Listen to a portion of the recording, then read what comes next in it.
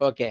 So இன்னைக்கு மார்க்கெட்ல வந்து ரேட் கட் அனௌன்ஸ்மென்ட்லாம் இருக்கிறதுனால, கண்டிப்பா இந்த கன்சாலிடேஷனோட லோ அண்ட் ஹை 2யுமே மார்க்கெட் ஸ்வீப் பண்ணிரும். ஆனா, நம்மளுக்கு வந்து இந்த கன்சாலிடேஷன் லெக்ல நம்ம வந்து இந்த மாதிரி ஒரு மெத்தட்ல வந்து ட்ரேட் பண்ணலாம். ஐஆர்எல் டூ இஆர்எல் எப்பயுமே எடுப்பான். ஒரு கரண்ட் டீலிங் ரேஞ்ச் இருக்குன்னா, அந்த டீலிங் ரேஞ்சோட ஐஆர்எல் எடுத்துட்டு ஸ்ட்ரக்சர் ஷிஃப்ட் குடுத்தா இஆர்எல் வந்து எடுப்பான். ஒன்ஸ் இந்த இஆர்எல் எடுத்ததுக்கு அப்புறமா வந்து எக்ஸ்டர்னல் ரேஞ்ச் எடுத்ததுக்கு அப்புறம் மார்க்கெட் ஸ்ட்ரக்சர் ஷிஃப்ட் குடுத்து அவன் இன்டர்னல் இங்க ரீசென்ட்டா கிரியேட் ஆன ஒரு ஷார்ட் டைம் ஹைய போய் ஸ்வீப் பண்ணிட்டு அதுக்கப்புறம் எக்ஸ்டர்னல் எடுப்பான். எக்ஸ்டர்னல் ரேஞ்சை எடுத்துட்டு பிரைஸ் ரிவர்ஸ் ஆகுற மாதிரி ஒரு ஃபேக் மூவ்மெண்ட் கொடுப்பான். அது ஒன்லி ஃபார் வந்து இந்த ஷார்ட் டேர்ம் லோஸ் ஸ்வீப் பண்றதுக்காக தான் மட்டும்தான். இந்த இன்டர்னல் ரேஞ்சை எடுத்துட்டு பிரைஸ் வந்து புல்லிஷா தான் போகும். ஏன்னா நீங்க எக்ஸ்பெக்ட் பண்றது புல்லிஷ் கண்டினியூஷன் தான். பியரிஷ் கண்டினியூஷன்னா இது அப்படியே நம்ம ரிவர்சல்ல பாத்துக்கலாம். அப்படி பார்க்கும்போது கோல்டு வந்து இப்ப ரீசெண்டா இருக்கிற 1 ஹவரோட ஸ்ட்ரக்சர் படி பாத்தீங்கன்னா ஹைஸ் அண்ட் லோ இது வந்து நம்மளோட டீலிங் ரேஞ்சு. இது வந்து ஆல்ரெடி வந்து சில்வரோட எஸ்எம்டி ஓகேங்களா. சில்வர் வந்து இந்த லோவை ஸ்வீப் பண்ணியிருக்கான். இந்த எஸ்எம்டி இருந்திருந்தாலும் ஸ்ட்ரக்சர் ஷிஃப்ட் இதோட ரீட்ரேஸ்மெண்ட் ஆர்டர் பிளாக்ல டேப் பண்ணி போய் ஐஆர்எல் எடுத்துட்டான். சில்வர் வந்து இஆர்எல்ஏ போய் எடுத்துட்டான். ஸோ அது பிரச்சனை இல்லை. இப்போ இந்த கரண்ட் ஸ்ட்ரக்சருக்கு பிரைஸ் வந்து இஆர்எல் எடுக்கிறதுக்கு முன்னாடி இருக்கிற ஐஆர்எல் வந்து இதுதான். ஏன்னா இந்த லோஸை ஸ்வீப் பண்ணாத எஸ்எம்டி இருக்கக்கூடிய ஒரு லோ இது. அப்போ இந்த இஆர்எல் வந்து இந்த ஐஆர்எல் வந்து பிரைஸ் வந்து இங்க அழகா வந்து ஸ்வீப் பண்ணிட்டு மறுபடியும் அவன் என்ன பண்றான் உங்களுக்கு மறுபடியும் ஒரு ஸ்ட்ரக்சர் ஷிஃப்ட் கொடுக்குறான். கரெக்டா? மார்க்கெட் ஸ்ட்ரக்சர் ஷிஃப்ட் கொடுத்துருக்கான். நல்ல புல்லிஷ் டிஸ்பிளேஸ்மெண்ட்டும் கொடுத்துருக்கான். அதுவும் இல்லாம நம்மளுடைய டீலிங் ரேஞ்ச் படி 0.25 விச் இஸ் அ பிரேக்அவே கேப்ல இருக்கான். அங்க இருந்து நல்லா ரெஸ்பெக்ட் பண்ணி ஆல்மோஸ்ட் அவன் வந்து இப்பதான் ஒரே ஒரு கேண்டில் க்ளோஸ் வச்சான். எதுல 0.5ல ஈக்லிபிரியம்ல வச்சான். ஆனா பிரைஸ் என்ன பண்ண முடியல. அதுக்கு மேல அது அது அது வந்து நிக்க முடியல. இங்க நமக்கு என்ன இருக்குன்னு கேட்டீங்கன்னா we have a H1 FEG. இந்த H1 FEG staying near by equilibrium to இந்த 0.75 which is a terminus gapன்னு சொல்லுவேன். ஸோ அந்த terminus gap கிட்ட பிரைஸ் வந்து ஸ்ட்ரகிள் ஆயிட்டு இருக்கு. Equilibrium always to consolidation. அது ஞாபகம் வச்சுக்கோங்க. ஈக்லிபிரியம்ல கிடைக்கிற எஃப்இஜிஸ்க்கு வந்து நல்ல பவர்ஃபுல் இருக்கு. அந்த எஃப்இஜிஸ் வந்து பிரைஸை ஹோல்டு பண்ணும். அது வந்து புல்லிஷ் நல்ல கண்டிஷனா இருக்கும்போது இது வந்து டைப் 2 டீலிங் ரேஞ்ச். அது டைப் 1 டீலிங் ரேஞ்ச். நீங்க நல்ல மொமெண்டம் இருக்கிற ஸ்ட்ரக்சரை நீங்க எடுக்கிறீங்கன்னா அதாவது எம்எம்எக்ஸ் மாதிரி பை செல்லு அந்த மாதிரி முழுசா ஒரு ஸ்ட்ரக்சர் ஃபார்ம் ஆனதுக்கு அப்புறம் நடக்கிற ஸ்விங் எடுக்கிறீங்கன்னா அது வந்து டைப் 1 டீலிங் ரேஞ்சா இருக்கும். அந்த டீலிங் ரேஞ்சோட லெஃப்ட் சைடு சார்ட்டுக்கு என்டையர்லி ரைட் சைடு சார்ட் வந்து ப்ராப்பரா பிடிஆரையை ரெஸ்பெக்ட் பண்ணிட்டு வந்து பிரைஸை எஃபிஷியண்டா டெலிவரி பண்ணணும் நீங்க எக்ஸ்பெக்ட் பண்ணலாம். ஆனா இது டைப் 2. இது வந்து கன்சாலிடேஷன் லெக்ல நம்ம இருக்கோம். இப்போ இந்த கன்சாலிடேஷன் லெக்ல எப்படி ட்ரேட் பண்ணலாம் நம்ம இங்க பார்த்தோமா இந்த விஷயத்த உங்களோட share you all again. So இப்போ மறுபடியும் என்ன பண்றான் பிரைஸ் வந்து இந்த விஷயத்த கம்ப்ளீட்டா இந்த லோ எஸ்எம்டியா இருந்தாலுமே லிக்விடிட்டி தான். அதை வந்து பிரைஸ் ஸ்வீப் பண்ணி எவ்வளவு கிளீனா இன்சைட்ல க்ளோஸ் வச்சிருக்கான். Also it's a 3 bar swing. அப்போ இது வந்து ஒரு பெர்ஃபெக்ட் ரிவர்சல் ஏரியா. ஆனா பிரைஸ் என்ன பண்ண முடியலன்னா இன்னைக்கு ரேட் கட்டு நியூஸ் எல்லாம் இருக்கிறதுனால அவனால வந்து ஸ்ட்ராங்கா மேல க்ளோஸ் வைக்க முடியல.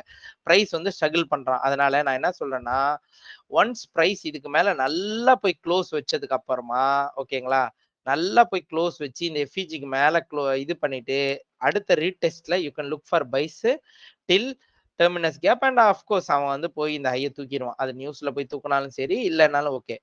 ஒருவேளை அவன் செல்லாவானா நம்மளுக்கு வந்து செல்லுக்கு வந்து வாய்ப்புகள் இருக்கா அப்படின்னு கேட்டீங்கன்னா we need price to close below இல்லையா. இது இந்த லோஸை வந்து டோட்டலா பிரைஸ் வந்து பிரேக் பண்ணி க்ளோஸ் வைக்கணும். வச்சிட்டு price should retrace back into this fair value gap. ஏன்னா அப்பதான் மொமெண்டம் இருக்குன்னு அர்த்தம். ஃபேர் வேல்யூ கேப்பே அவன் கொடுக்கலன்னா அதுல வந்து நம்ம வந்து ட்ரஸ்ட் பண்ணவே முடியாது. அப்போ பிரைஸை வந்து என்ன பண்ணலாம் அந்த ரீடெஸ்ட்ல you can look for sell still this area.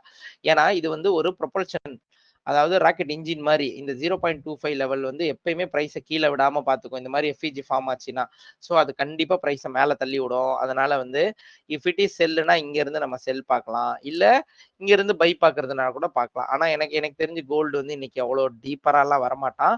இந்த லோவை ஸ்வீப் பண்ணிட்டு கிளம்பினாலும் கிளம்பிடுவானே தவிர இன்னைக்கு வந்து லண்டன்ல இந்த லோவை ஸ்வீப் பண்ணிட்டு கிளம்பினாலும் கிளம்புவோம். அதுக்கான வாய்ப்புகள் இருக்கு.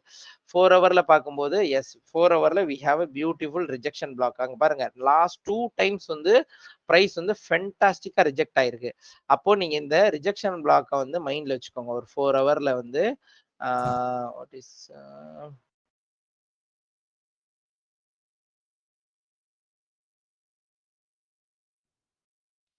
நமக்கு மேக்ஸிமம் வந்து இதுல ஒரு ஈக்லிபிரியம் வரைக்கும் பிரைஸ் ட்ரேட் ஆனாலே வந்து 4 ஹவர்ல போதுமானதுதான். ஓகேவா? இந்த வந்து ஈக்லிபிரியம் வரைக்கும் வந்தா இந்த லோஸ் எல்லாம் ஸ்வீப் பண்ணிட்டு இங்க இருந்து நம்மளுக்கு ரிவர்சல் கிடைச்சா இங்கேயே market structure shift lower time ஃப்ரேம்ல 15 மினிட்ஸ்ல உங்களுக்கு கிடைச்சி ட்ரேட் பண்ணாலும் ஓகே.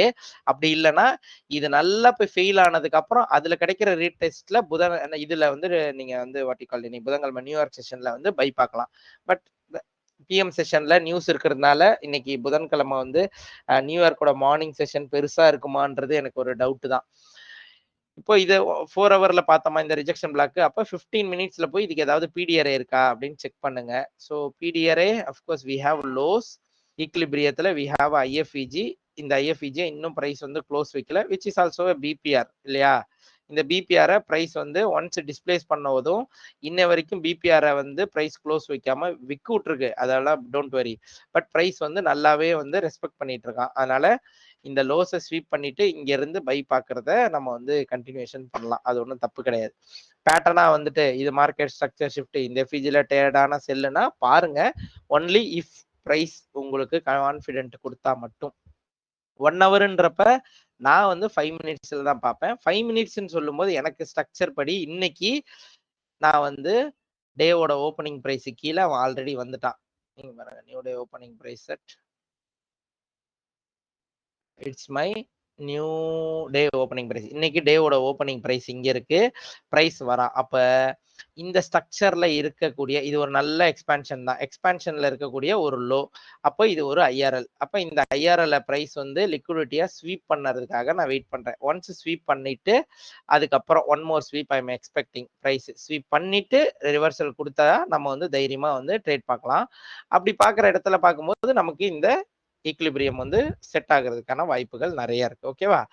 ஸோ இதுதான் என்னுடைய analysis for gold now, because we are in a consolidation zone.